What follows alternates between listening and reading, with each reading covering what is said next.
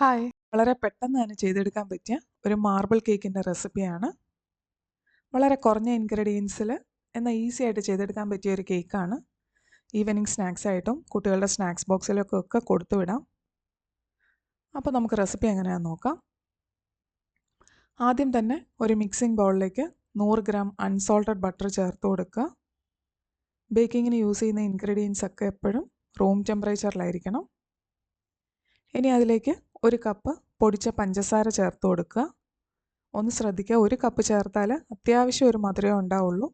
നിങ്ങൾക്ക് നല്ല മധുരം വേണമെന്നുണ്ടെങ്കിൽ 1.5 കപ്പ് പൊടിച്ച പഞ്ചസാര ചേർത്ത് കൊടുക്കുക.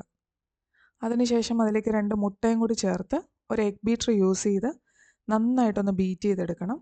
ആ മുട്ടയും ബട്ടറും ഒക്കെ ഒന്ന് ക്രീമി ആകുന്നത് വരെ ബീറ്റ് ചെയ്തെടുക്കുക. ഈ ഒരു ടൈമിൽ 1 ടീസ്പൂൺ വാനില എസൻസ് വേണമെങ്കിൽ ചേർത്ത് കൊടുക്കാം. ഞാനിവിടെ ചേർത്തിട്ടില്ല. ഇനി അതിലേക്ക് 2 കപ്പ് മൈദ, 1 ടീസ്പൂൺ ബേക്കിംഗ് പൗഡർ, ഒരു നുള്ള് ഉപ്പ്, 1 കപ്പ് പാല്, നോർമൽ പാക്കറ്റ് പാലാണ്. അതും കൂടി ചേർത്ത് നന്നായിട്ടൊന്ന് മിക്സ് ചെയ്തെടുക്കുക. എഗ് ബീറ്റർ തന്നെ യൂസ് ചെയ്യണമെന്നില്ല, ഒരു സ്പാറ്റുല യൂസ് ചെയ്താലും മതി. മൈദ ചേർത്ത് കഴിഞ്ഞ് ഒരുപാട് നേരം ബീറ്റ് ചെയ്യേണ്ട ആവശ്യമില്ല, ജസ്റ്റ് ഒന്ന് മിക്സ് ചെയ്താൽ മതിയാവും. അതിനൊരു സ്പാറ്റുല ആയാലും മതി. 250 ml കപ്പാണ് ഞാനിവിടെ യൂസ് ചെയ്തത്. കറക്റ്റ് മെഷർമെൻറ്റ് ഞാൻ താഴെ ഡിസ്ക്രിപ്ഷൻ ബോക്സിൽ കൊടുത്തേക്കാം. അപ്പോൾ ഇത്രയേ ഉള്ളൂ, നമ്മുടെ പകുതി പണി കഴിഞ്ഞു. ബാറ്റർ റെഡി ആയിട്ടുണ്ട്. ഇനി അതിൽ നിന്ന് ഒരു വലിയ തവിയോളം മാവെടുത്ത് വേറൊരു ബൗളിലേക്ക് മാറ്റി കൊടുക്കുക. നമ്മുടെ ചോക്ലേറ്റ് ഫ്ലേവർ ആക്കിയെടുക്കാൻ വേണ്ടിയിട്ടാണ്. ഇനി അതിലേക്ക് 2 ടേബിൾ സ്പൂൺ കൊക്കോ പൗഡർ ചേർത്ത് കൊടുക്കുക. അത് നന്നായിട്ടൊന്ന് മിക്സ് ചെയ്തെടുക്കണം. കൊക്കോ പൗഡറിന് പകരം 100 ഗ്രാം മെൽറ്റഡ് ചോക്ലേറ്റ് വേണമെങ്കിലും യൂസ് ചെയ്യാം. കൊക്കോ പൗഡറിനേക്കാൾ ടേസ്റ്റ് ചോക്ലേറ്റ് ചേർക്കുന്നതിനായിരിക്കും. നന്നായിട്ട് മിക്സ് ചെയ്തിട്ടുണ്ട്. ഇനി അത് നമുക്കൊന്ന് പാനിലേക്ക് മാറ്റണം. അതിനുവേണ്ടി ഞാനിവിടെ ഒരു ലോഫ് ടിന്നാണ് എടുത്തിട്ടുള്ളത്.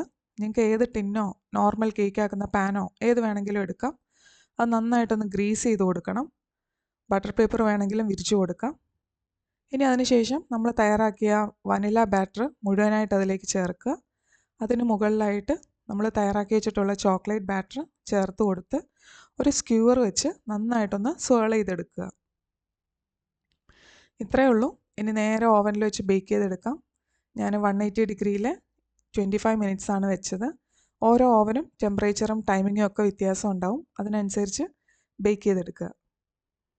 ഇനി അതിൻ്റെ സൈഡൊക്കെ ഒന്ന് വിട്ട് വരുന്ന ഒരു ടൈമിൽ കുറച്ച് തണുത്തതിന് ശേഷം അത് നമുക്കൊന്ന് മാറ്റി ഒരു ബട്ടർ പേപ്പറിലോ ഒരു പ്ലേറ്റിലേക്കോ മാറ്റിയെടുത്ത് മുറിച്ചെടുക്കാം. വളരെ ഈസി ആയിട്ട് തന്നെ ചെയ്തെടുക്കാൻ പറ്റും. അപ്പോൾ വീഡിയോ ഇത്രയേ ഉള്ളൂ. എല്ലാവരും ട്രൈ ചെയ്ത് നോക്കി ഫീഡ്ബാക്ക് അറിയിക്കുക.